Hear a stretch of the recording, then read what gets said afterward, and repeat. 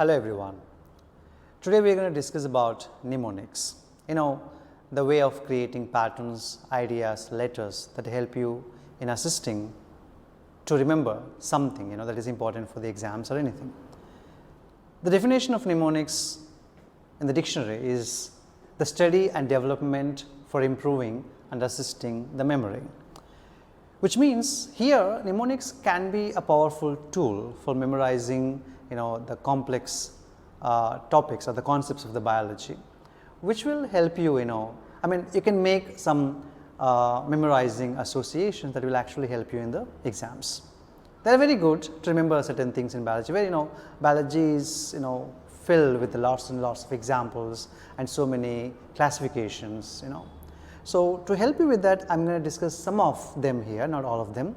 See, for example, if you take the first one here, it says King Philip came over from Great Spain. So here in the living world, we have taxonomic categories. Let's see the first one. King here represent the kingdom. Philip, the first letter of the word Philip, P, represent the phylum.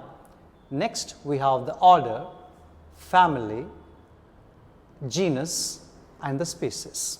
So this is the taxonomic hierarchy: kingdom, phylum, order, family, genus and the species. So we have one more here. Let's say from the cell cycle, cell division, we have the different phases of the mitosis and meiosis. Let's take the first one here. I prefer milk and tea. I represent the interphase, P represent the prophase, M in milk represent metaphase, A in and represent anaphase, T in the T represent telophase. Or you can add the word cytokinesis in the end, which gives the entire sequence of the cell cycle, cell division. And the next one, over the hill. So here the word over the hill, or we can use one more here, which is OTHLIL. This is the enzyme classification. Othylyl here, O oxidoreductases, transferases, hydrolases, lyases, isomerases and ligases. So othylyl gives all the 6 types of the enzymes. Next we have never let mama eat beans. So here we are talking about the types of the blood cells, the white blood cells and their percentages in plasma. As the neutrophils make up the large numbers, the never represent the neutrophils. We have the lymphocytes, monocytes, eosinophils and basophils. So this is the way of remembering the percentage of the cells in the decreasing order. Then we have private Tim Hall. So this is about the essential amino acids.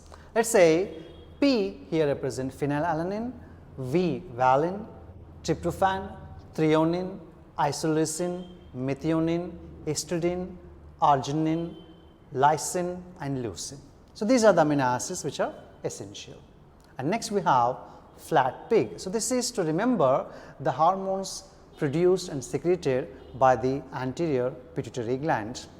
Flat, F follicle stimulating hormone, L luteinizing hormone, A adrenocorticotropic hormone, T thyroid stimulating hormone, prolactin and the last one is a growth hormone. Easy to remember all the 6 hormones here except the melanocyte stimulating hormone, which is not shown here.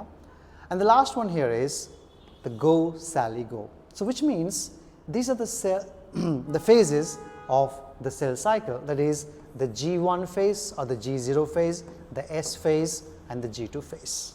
So this is how you can remember the phases of the cell cycle. So these are the few examples of the mnemonics which are represented here. There are many, there are many mnemonics and you can also make your own.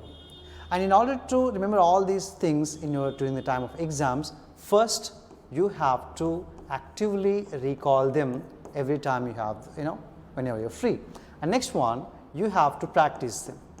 You have to practice, recall, practice.